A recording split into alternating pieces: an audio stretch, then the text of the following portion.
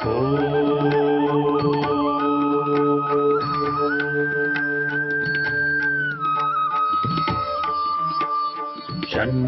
मित्रः शं वरुणः शन्नो भवत्वर्यमा शन्न इन्द्रो बृहस्पतिः शन्नो विष्णुरुक्रमः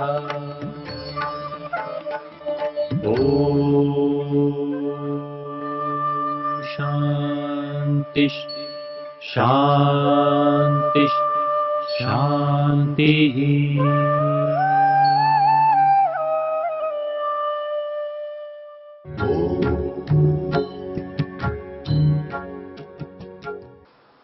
जिज्ञासा समाधान में धर्म शिक्षकों के प्रश्न में पहला प्रश्न है, हमारा ब्रह्मांड ईश्वर के एक पाद में है, कैसे? अर्थात ये जो सारा कार्य जगत है ये परमात्मा के एक भाग में कैसे है? तो ये चूंकि वेद मंत्र में ऐसा कहा गया है, एतावान अस्य महिमा, इस परमात्मा की, अतो ज्यायांश्च पूरुष, उससे भी बड़ा है। पादोस्य विश्वाभूतानि, ये समस्त जितने भूत हैं, भूत का मतलब ये जो कार्य जगत निर्मित वस्तुएं हैं, ये सब इसके एक भाग में है, और बाकी के 3 भाग में अमृत है, वो स्वयं परमात्मा है, आनंद स्वरूप परमात्मा है। इसका मतलब है बाकी के 3 भाग में केवल परमात्मा है। ये जो कार्य जगत है इसमें भी परमात्मा का अमृत और आनंद है, वो तो सर्वव्यापक है, किंतु इस वेद मंत्र का अभिप्राय है कि ये इतना बड़ा जगत जो हमें दिखाई देता है, लाखों प्रकाश वर्ष, करोड़ों प्रकाश वर्ष फैला हुआ है, ये आज के वैज्ञानिक जैसा बताते हैं, वो सारा का सारा भी परमात्मा के केवल एक भाग में। ये केवल परमात्मा की व्यापकता और इस संसार की, जगत की एक देशिता, एक छोटेपन को दिखाने के लिए मोटी उपमा है, मोटे तौर पे समझाया गया। इसका ये अर्थ नहीं लेना चाहिए कि परमात्मा के 25%, चौथाई यानी 25% भाग में तो ये जगत है और 75% भाग में वो परमात्मा स्वयं है, अकेला। ये इस तरह के प्रतिशत की बात नहीं है, ये केवल प्रतीक के रूप में है कि ये सारा जगत परमात्मा के एक अंश में है, और परमात्मा इसके बाहर भी बहुत दूर तक यानी अनंत फैला हुआ ही है सब जगह, और ये तो उसका एक छोटा सा भाग है। उसकी सामर्थ्य, उसकी व्यापकता बहुत अधिक है। इसको बताने के लिए ये है। तो इन्होंने पूछा है कि ये कैसे है, तो ऐसा ही है इसलिए ऐसा है, और किस तरह से है वो कुछ व्याख्या तो आपको बताई थी। ठीक है।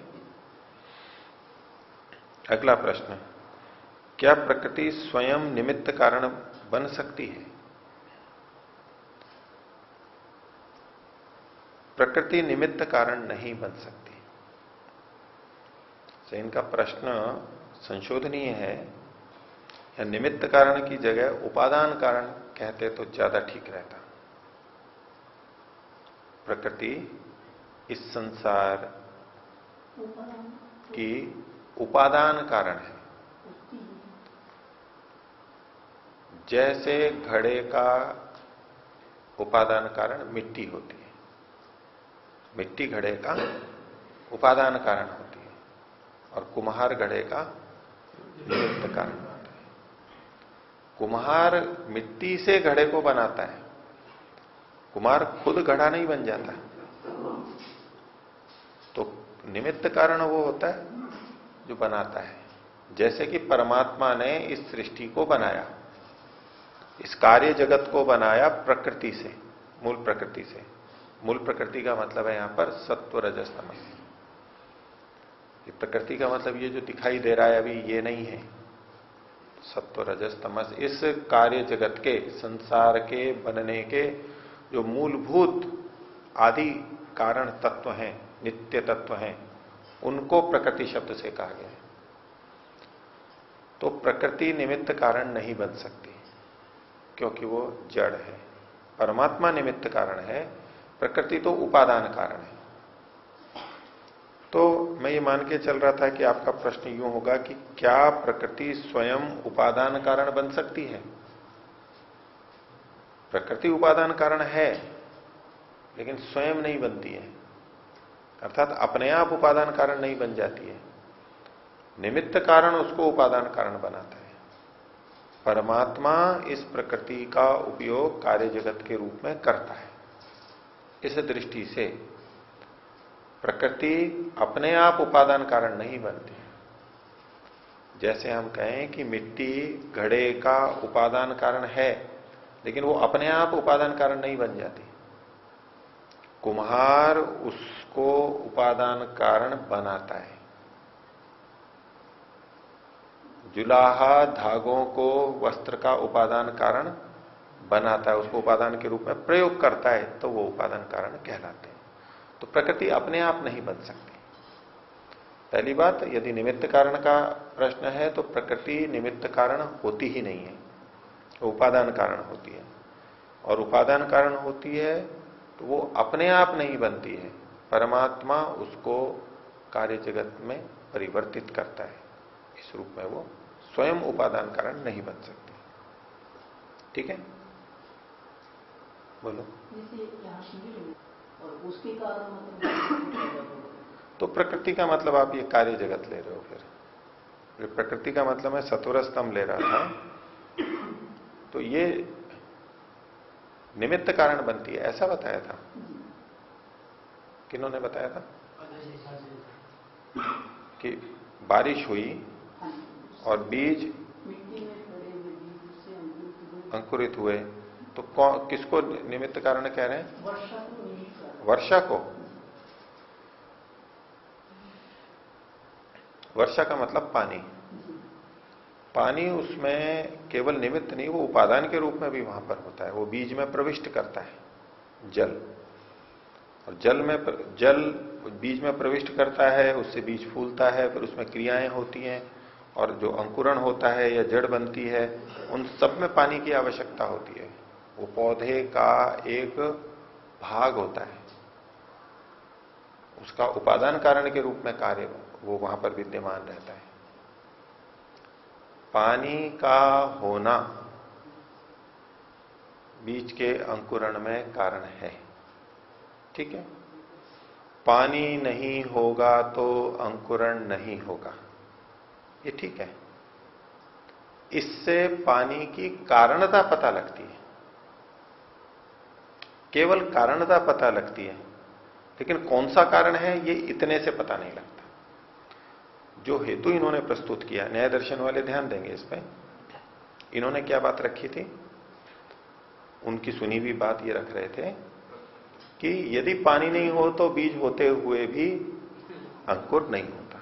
बात ठीक है, ये बात ठीक है। पानी होगा तो अंकुरण होगा, पानी नहीं होगा तो अंकुरण नहीं होगा। ठीक है, महर्षि के शब्दों में कहें तो जिसके होने से जो हो और जिसके ना होने से जो ना हो, तो वो उसका कारण होता है। बस कौन सा कारण है ये इस हेतु से निर्धारित नहीं होता। आपको बात आई समझ में? इससे कारणता का पता लगता है, लेकिन कौन सा कारण है उसमें यह हेतु नहीं बनेगा। कौन सा कारण है इसके लिए हमें विशेष अलग हेतु देना पड़ेगा।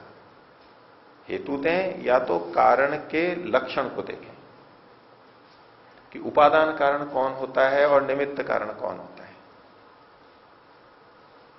उपादान कारण कार्य में भी विद्यमान रहता है, जो चीज उत्पन्न हुई है उसमें भी विद्यमान रहता है। जैसे मिट्टी घड़े का कारण है, लेकिन कैसा कारण है कि घड़ा बनने के बाद भी उसमें रहती है, मिट्टी रहती है। अगर मिट्टी को हटा दिया जाए तो घड़ा रहेगा ही नहीं। उसे उपादान कारण कहते हैं। और निमित्त कारण ऐसा कारण जो कार्य के बनने के बाद में अलग भी रहे तो भी वो कार्य नष्ट नहीं होता। जिस कारण का कार्य के साथ रहना अनिवार्य नहीं होता वह है उपादान कारण नहीं हो सकता, वो निमित्त कारण होता है। जैसे कुम्हार घड़े को बनाता है, लेकिन कुम्हार का रहना घड़े बने रहने के लिए आवश्यक नहीं है। घड़ा बन गया, कुम्हार हट गया और कुम्हार मर भी गया तो घड़े पे कोई असर नहीं आएगा। ऐसा जो कारण होता है उसको कहते हैं निमित्त कारण। ठीक है, ये लक्षण हमारे को पता लगे कि उपादान कारण किसे कहते हैं और निमित्त कारण किसे कहते हैं, ये लक्षण है। अब हम पानी पे घटा करके देखते हैं। पानी के होने पर अंकुर होते हैं, वो निमित्त सिद्ध हो गया। अब ये बताइए कि पानी अगर हट जाए उसमें से तब भी क्या अंकुर बना रहेगा? तब भी क्या आप उसको पौधा कहेंगे, यानी जीवित पौधा कहेंगे? नहीं हो सकता। पानी उस पौधे का एक घटक होता है, आधार होता है, उपादान कारण होता है। तो पानी को तो उपादान कारण ही माना जाएगा, उसको यूं निमित्त कारण नहीं कहेंगे। कई बार निमित्त शब्द का प्रयोग कारण के लिए किया जाता है। इसका निमित्त क्या है, ऐसा क्यों हुआ, यानी कारण को पूछने के लिए, बताने के लिए भी निमित्त शब्द का प्रयोग किया गया। इस रोग का निमित्त क्या है, रोग का कारण क्या है? इसको गुस्सा आ गया, तो इस गुस्से का निमित्त क्या है, गुस्से का कारण क्या है? निमित्त शब्द कारण के लिए भी प्रयोग किया जाता है सामान्य भाषा में। उस दृष्टि से यदि पानी को निमित्त कहें तो कह सकते हैं, लेकिन यदि आप कारण शब्द का भी प्रयोग करो और निमित्त कारण मिला करके बोलो तो अब निमित्त कारण तो एक विशिष्ट कारण ही माना जाएगा। तो ये जो है, क्या प्रकृति स्वयं निमित्त कारण बन सकती है? निमित्त कारण उस रूप में कहां बन सकती है वो मैं आपको उदाहरण बता देता हूं। बन सकती है, लेकिन ये मैं मूल प्रकृति की दृष्टि से बात कर रहा था, वहां तो वो उपादान कारण ही बनती है। आजकल एक शब्द प्रयोग किया जाता है, कुछ चीजें ऐसी होती हैं जो उत्प्रेरक का काम करती हैं। उत्प्रेरक शब्द बोलते हैं कैटलिस्ट, अर्थात वो विद्यमान रहते हुए, उनकी विद्यमानता में कोई कार्य होता है लेकिन वो उस क्रिया में भाग नहीं लेती है, उनकी उपस्थिति से कार्य होता है, बस उसमें उपादान के रूप में कार्य नहीं करती है। ऐसे कुछ तत्व होते हैं जो शरीर में जाते हैं तो कैसे काम करते हैं, तो कहते हैं एज ए कैटलिस्ट कार्य करते हैं। उसके लिए आयुर्वेद की भी कुछ औषधियां हैं जिसके लिए कहा जाता है, जैसे कि स्वर्ण भस्म। स्वर्ण का कोई यौगिक नहीं बनता, स्वर्ण का ऑक्साइड बनना बहुत कठिन है, बहुत शिथिल कंपाउंड बनता है, बहुत जल्दी टूट जाता है। गंधक से, सल्फर से नहीं मिल सकता, यानी सल्फाइड नहीं बन सकता उसका। तांबे का सल्फाइड बहुत आसानी से बन जाता है, सल्फर से मिल जाता है, यौगिक बन जाता है, इसको नीला धोता कहते हैं या तो भस्म कहते हैं। लोहा ऑक्सीजन से बहुत जल्दी मिल जाता है, जिसको कि हम ये जंग के रूप में कहते हैं, आयरन ऑक्साइड, या तो गेरू होता है जिससे रंगते हैं, वो आयरन ऑक्साइड होता है। लोहा और ऑक्सीजन मिलकर के जंग होता है, वो भी वही चीज है। या लोह भस्म होती है, वो भी ऐसी होती है, उसमें आयरन का ऑक्साइड बना दिया जाता है भस्म की प्रक्रिया में। फेरिक ऑक्साइड भी है, कासीस बोलते हैं उसको, हरे हरे रंग का टुकड़ा आता है, जैसे कि फिटकरी का आता है, जैसे कि नीले धोते का आता है, ऐसे कसीस बोलते हैं वो, कसीस या कासीस। लेकिन स्वर्ण का नहीं बनता, इसलिए सोना पड़ा पड़ा भी खराब नहीं होता। तांबा होता है वो उस पर रंग आ जाता है, काला पड़ जाता है बहुत जल्दी, नमी में क्रिया करके ऑक्सीजन से वो काला रंग पकड़ लेता है, रासायनिक क्रिया होती है। सोने में नहीं होती है, बहुत कम होती है। उसकी भस्म बनाना भी बहुत कठिन होता है। तो जब स्वर्ण की भस्म बन गई, एक बात जैसी भी बनी वो, दूसरा हमारे पाचन तंत्र में ऐसा कोई रसायन या अंतःस्राव या पाचक रस नहीं है जो सोने को पचा सके। सोने को पचाता नहीं है वो, कोई भी चीज पचाती नहीं है। चांदी भी की जो बर्क खाते हैं, सोने के बर्क उस दिन बात चल रही थी, वो जाके पचते नहीं है। जैसे कि हम रोटी खाते हैं वो पच जाती है, विघटित होती है, चावल पचता है, दाल पचती है, फल पचते हैं, सब्जियां पच जाती है, पक जाती हैं, विघटित होती हैं, ऐसे। इसी तरह से पानी भी नहीं पचता है, पानी भी विघटित नहीं होता है शरीर में, वो तो जाता है, बस जैसा है वैसा का वैसा ही चला जाता है, उसमें कोई परिवर्तन नहीं आता है। इसी तरह से नमक में भी परिवर्तन नहीं आता है, नमक का पाचन नहीं होता है, गया घुला और बस अवशोषित हो गया।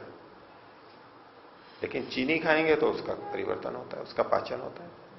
घी खाएंगे उसका पाचन होता है, परिवर्तन होता है, विघटन होता है उसका। तो सोना आदि को जाते हैं, उसका वैसे पाचन नहीं होता, लेकिन वो अंदर जाकर के उनकी उपस्थिति में शरीर में कुछ विशिष्ट क्रियाएं होती हैं, इसलिए वो लाभदायक होता है।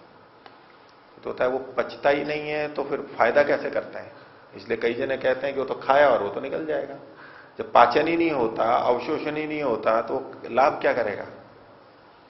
लेकिन फिर भी वो उनकी उपस्थिति से वो क्रियाशील होते हैं। इसके लिए इसी तरह से कुछ और भी एजेंट तत्व होते हैं, कोई आपके ध्यान में आ रहा हो।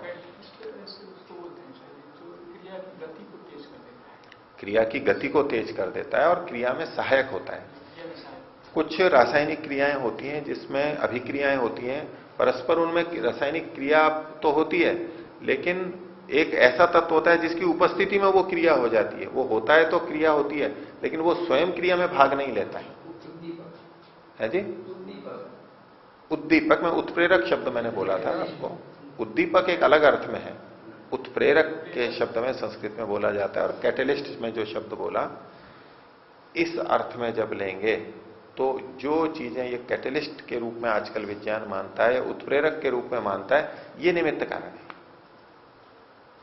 ये प्रकृति है।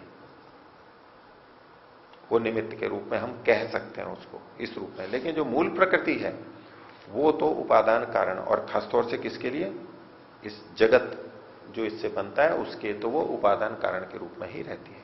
कि एक तो होता है चेतन से ही क्रियाएं होती हैं, एक होता है जड़ से भी जड़ में क्रियाएं होती हैं, वो एक अलग बात है। नहीं, वो लेकिन अलग बात है, वो अलग बात है। इसको आप यूं कह लीजिए, चलो उस तरह आप निमित्त कारण देखना चाहते हैं तो उष्णता, सूर्य की गर्मी वायु के चलने में कारण बनती है। उष्णता वायु की गति में कारण बनती है। कैसे? सूर्य का ताप आता है,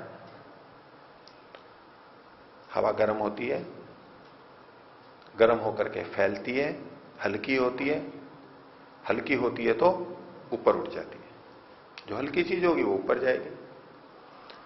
जब वो हवा हल्की होकर के ऊपर जाती है तो जिस जगह से वो हवा ऊपर गई है वहां नीचे रिक्तता आएगी, खाली स्थान आएगा। तो उस स्थान को भरने के लिए दूसरी जगह की भारी और ठंडी हवा इधर आएगी। जैसे कि पानी ढलान में बह करके जाता है, ऐसे वो ठंडी हवा बह करके उस तरफ आएगी। सूर्य की गर्मी से हवा ऊपर उठती जा रही है और दूसरी वहां से चल के आ रही है। ये क्रम शुरू कर दिया। अब किसने कर दिया? सूर्य ने, या सूर्य के ताप ने, उष्णता ने। इसलिए प्राय हवाएं क्या होती हैं, समुद्र से भूमि की तरफ चलती हैं और भूमि से ऊपर उठ करके समुद्र की तरफ जाती हैं, फिर समुद्र से आती हैं। एक चक्र चल जाता है। और इसीलिए गर्मियों में अधिक तेज हवा चलती है, आंधी आती है, तूफान आते हैं, क्योंकि गर्मी अधिक होती है। सर्दियों में उष्णता कम होती है, इसलिए हवा भी कम चलती है। वो भी और भी कारण हो सकते हैं। तो अब इस प्रक्रिया में वायु के चलने में सूर्य या ताप कौन सा कारण है? तो उपादान कारण तो नहीं है, ये निमित्त कारण कहा जा सकता है।